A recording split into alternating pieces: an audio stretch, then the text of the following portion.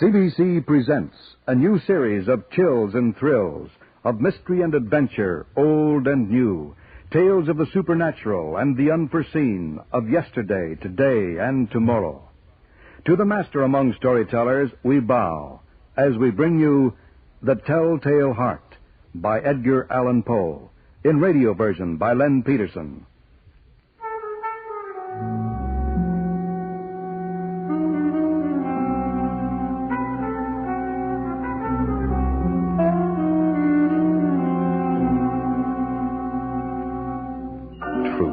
Nervous, very dreadfully nervous I have been and am.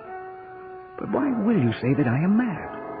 The disease has sharpened my senses, not destroyed, not dulled them. Above all, my sense of hearing. I heard all things in the heaven and in the earth. I heard many things in hell. Now then, am I mad? Listen how calmly I can tell you the whole story. I was wandering on my way to nowhere, away from... that's my secret. We all have secrets. And I came to the old man's place on the edge of this town and asked for a dipper of water.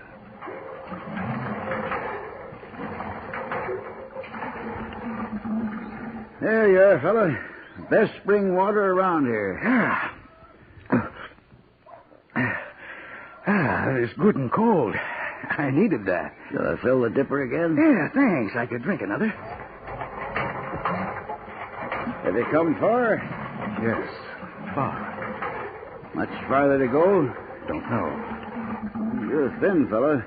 The sun's burnt your skin to bark. Here. No, don't drown yourself drinking it.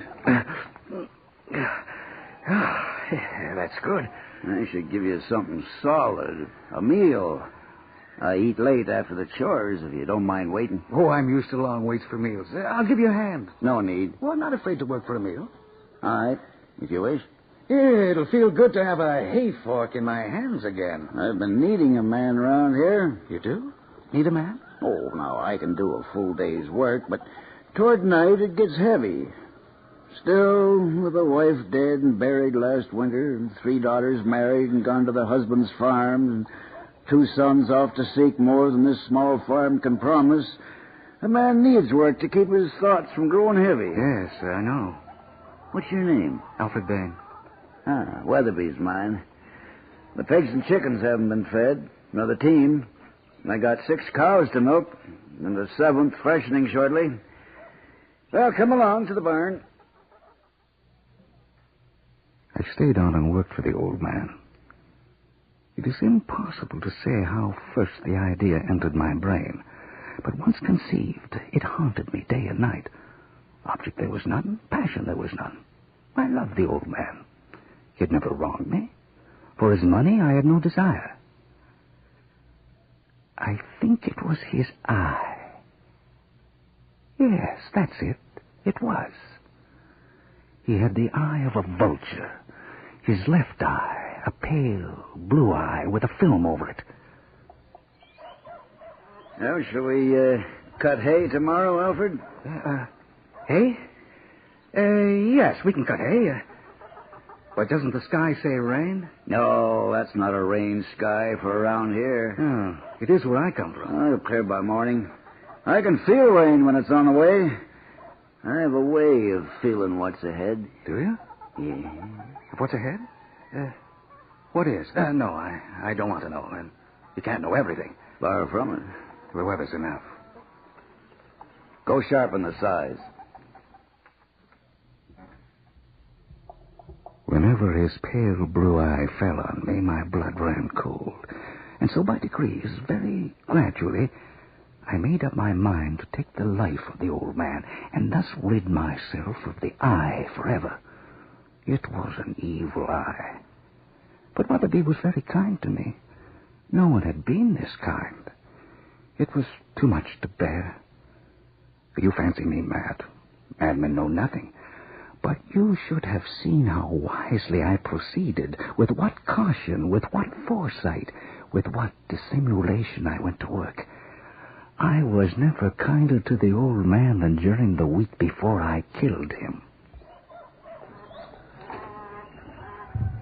Here, let me carry those collars and harnesses, Mr. Weatherby. I'll hook up the team for you. No, why should you? Yes, let me. Here, let go the traces. You've more than earned your keep today, and your wages. But not your kindness. How else should one treat a hired man? My son thought I was a tyrant. You a tyrant? Well, perhaps I do treat you better than I treated the boys. Now, that's strange. Why do you? I don't know. Because you're not afraid of work. My sons thought they were too clever to work. But I didn't treat them so badly. Some people should be treated badly. Scoundrels? I've never met a real scoundrel. Some innocent people should be treated badly, too. Oh, what an idea. They should be treated the worst of all. Now, why do you say that, Alfred? Isn't that the way life is? Toss that line over. I'll snap the buckle on here.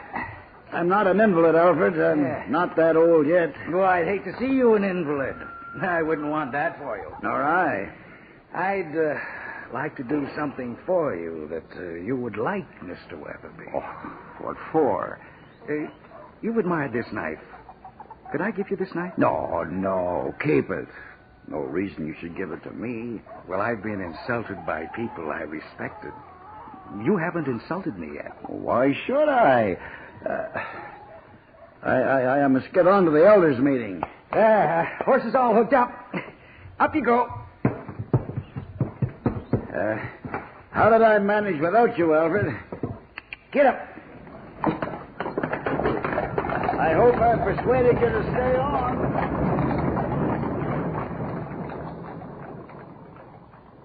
Every night about midnight, I turned the latch of Weatherby's chamber door and opened it, ever so gently. When I had made an opening sufficient for my head, I put in the lantern all closed so that no light shone out, and then I thrust in my head.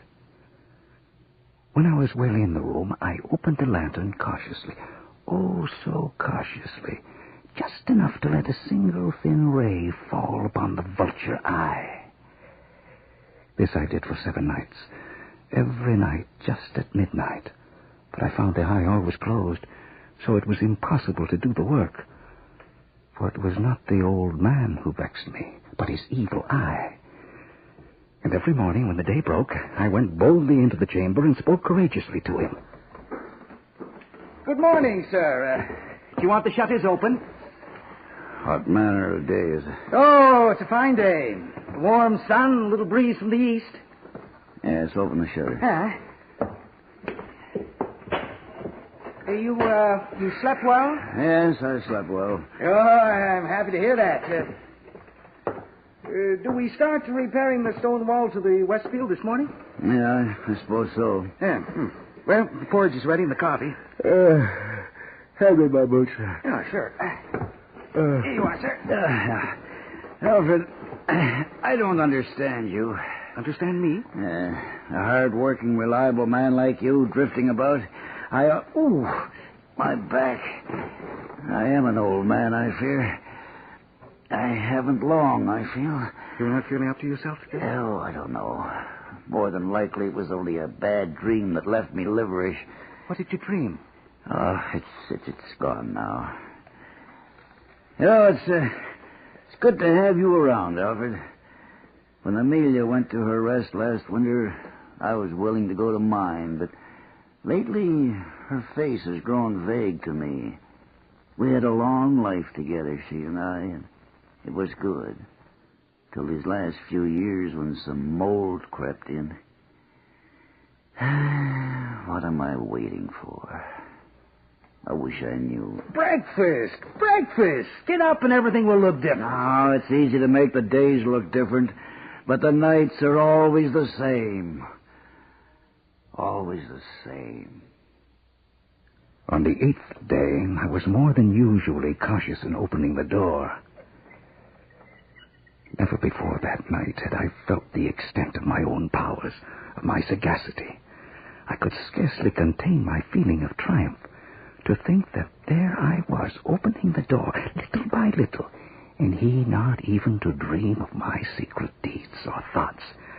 I fairly chuckled at the idea, and perhaps he heard me, for he moved on the bed suddenly as if startled. And now you may think that I drew back, but no. His room was as black as pitch. I knew he could not see the opening of the door. I kept pushing it on steadily. I had my head in and was about to open the lantern. Who's there? Who's there? I kept still and said nothing.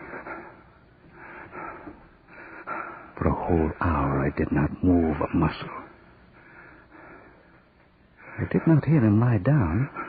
No, he sat up in bed, listening, just as I had done night after night, hearkening to the death watches in the wall. It was not groan, nor pain, nor grief the old man made. Oh, no. It was the low, stifled sound that arises from the bottom of the soul, a groan of mortal terror. I knew the sound well. Many a night when all the world slept, it had welled up from my own bosom, deepening with its dreadful echo the terrors that distracted me. I knew what the old man felt and pitied him, although I chuckled at heart. Is it the wind? No. There's no one. What is it? Who's there? There's nothing to see or to hear. But I feel a presence. I've known you were coming for me. Death. The dark shadow. It's the wrong time. Before the crops are in. While I've still some business to arrange with people in the town. My house is not in order. Do not surround me this way. I opened a little, a very, very little crevice in the lantern. You cannot imagine how stealthily, until a single dim ray, like the thread of a spider, shot from the crevice and fell full upon the vulture eye. It was open, wide open, and I grew furious as I gazed upon it. All dull blue, with a hideous veil over it that chilled the very marrow of my bones. But I could see nothing else of the old man's face or person, for I had directed the ray, as if by instinct, precisely upon the damned spot. Have I not told you that what you mistake for madness is but over-acuteness of the senses? Now there came to my ears a low, dull, quick sound, such as a watch makes when enveloped in cotton. I knew that sound well. It was the beat of the old man's heart. It increased my fury as the beating of a drum stimulates the soldier into courage. Why do you wait, Death? Why do you wait? You didn't hesitate with Amelia. She had a shawl half knitted. I have much half done, and less than half. I scarcely breathed. I held the lantern motionless. I tried how steadily I could maintain the ray upon the eye. Meanwhile, the hellish tattoo of the heart increased. It grew quicker and quicker and louder every instant. The old man's terror must have been extreme. I have told you that I am nervous. So I am. And now, at the dead hour of the night, amid the dreadful silence of that old house, so strange a noise as this excited me to uncontrollable terror. Yet, for some minutes longer, I refrained and stood still. The beating grew louder. I thought the heart must burst, and a new anxiety seized me. The sound would be heard by a neighbor. Stop it! Stop it! Stop it! What? Go away! Go! No! I threw open the lantern and dragged him to the floor. Go! And pulled the heavy bed over him.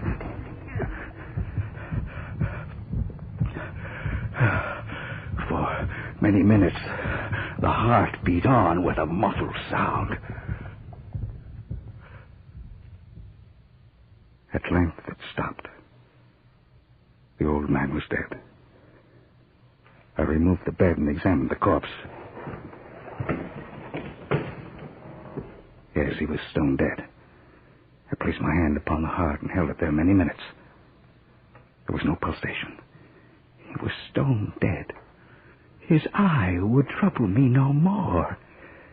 Oh, if you still think me mad, you will think so no longer when I describe the wise precautions I took for the concealment of the body. First of all, I dismembered the corpse. I then took up 3 planks from the flooring of the chamber and deposited all between the scantlings.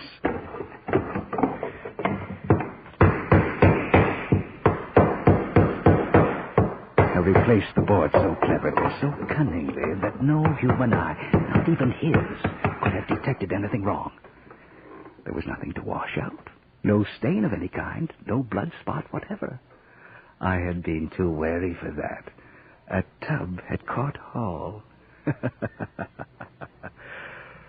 Old man under the planks, you were a good man. If I could have plucked out the evil eye without killing you, that is what I would have done.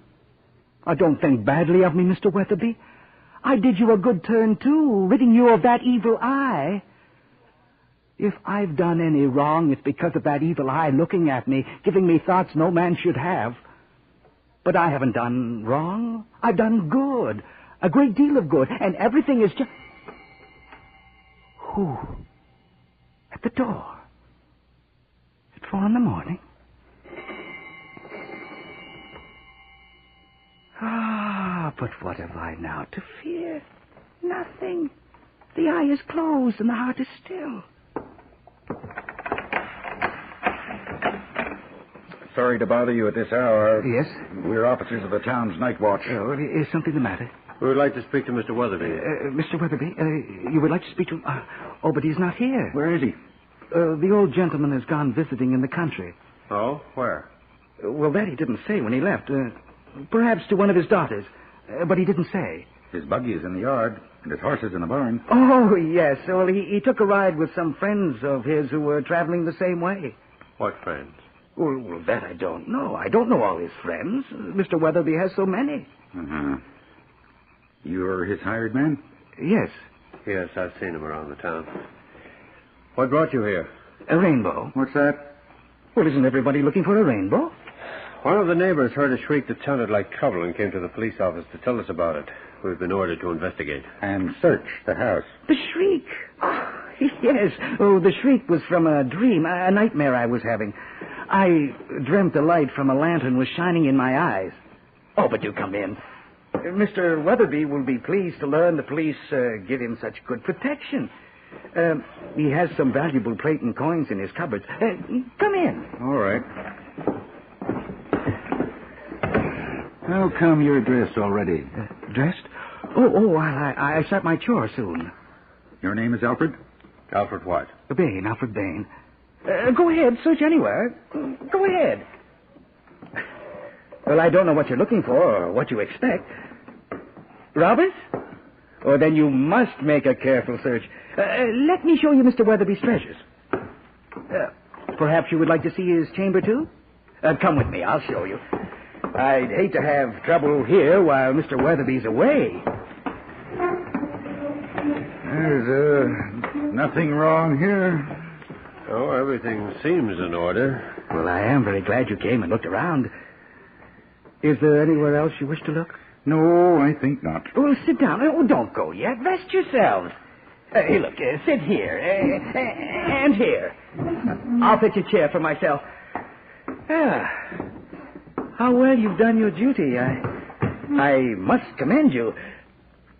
Oh, no, the light of that lamp will be in my eyes there. I'll put my chair here. Well, how fine it must be working as police officers, protecting the townspeople from theft and robbery and violence. Oh, it's a living. I've often wanted to be a police officer. Have you? Well, my senses are very acute.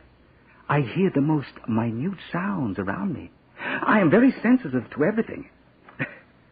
Perhaps I shall still end up a police officer. That will suit me admirably. when will Mr. Weatherby be returning? Oh, well, I don't know. Shortly, I hope. There's the oats to cut if this hot sun stays with us. Yes, the crops are good this year hereabouts. Yeah, excellent. Mr. Weatherby is very pleased with his.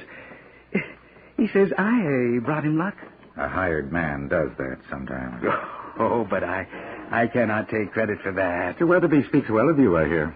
Does he? Does he? And Weatherby in the past has been hard to please. Here, have a pipe full of tobacco from my pouch. Oh, no. Please do. Well, thank you. We're not supposed to smoke on duty. But the full watch without a pipe is a long time. We'll have to trust you not to inform the captain, huh? The officers were satisfied. My manner had convinced them. I was at ease, with my chair upon the very spot beneath which reposed the corpse of the victim.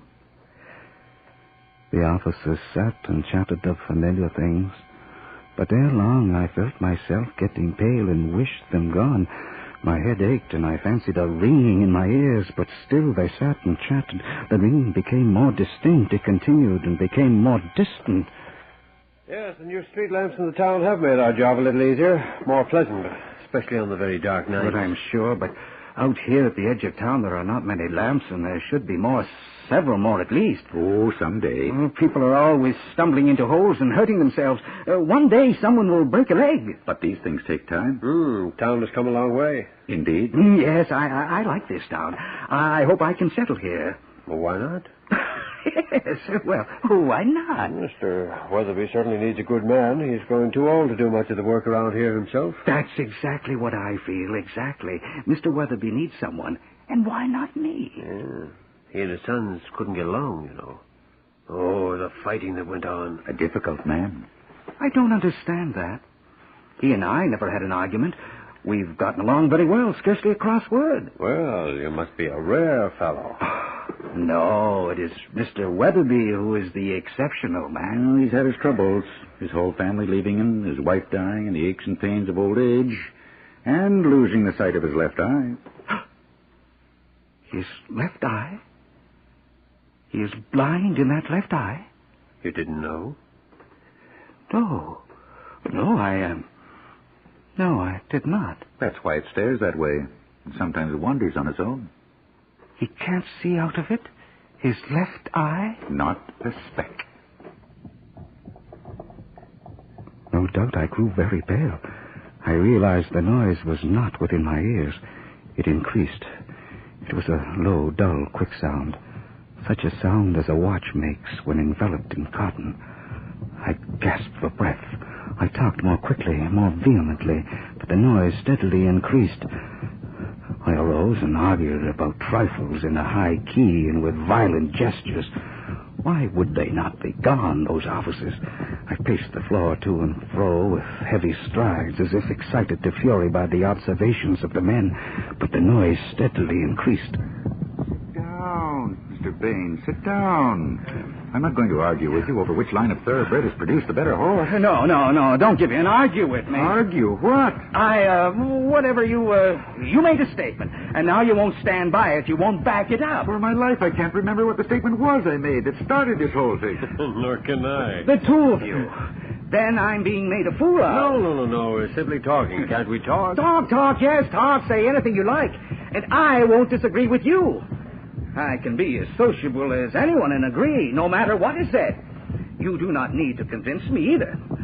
What do you wish to say? Oh, come now. One doesn't go at talk as baldly as that. One slips into it. I like to talk and slide into it of its own accord, don't you? Do I? I don't like talk that's too careful either, or touchy. Easy talk is what I like. Yeah, easy talk. And a fire and smoke. Oh, stop it, this chatter. And the smiles, those smiles, yours and yours. Is it possible you don't hear that? Hear what? Listen to it. Louder, louder, louder. What? You hear, both of you. You suspect. You know. You are making a mockery of my horror. I cannot bear your hypocritical smiles any longer. I must scream or die. What has taken hold of you, man? What is wrong with you? Villains, no more pretense. I admit the deed. Tear off the planks. Here. It is the beating of his hideous heart.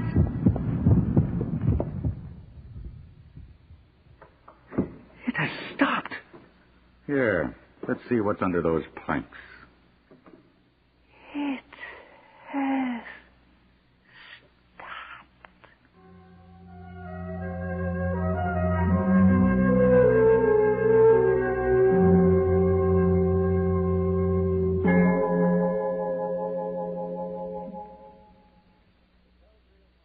The Telltale Heart by Edgar Allan Poe, adapted for radio by Len Peterson, was our introduction to a new series of tales of mystery, suspense, and adventure, chills and thrills from the world of the supernatural. In the cast, Claude Ray as Alfred Bain, Douglas Master as Mr. Weatherby, with Murray Westgate and Cease Montgomery as the two police officers. Sound effects were by John Sliz. Technical operation, John Skillen. The Telltale Heart was a CBC Toronto production. Don Sims speaking.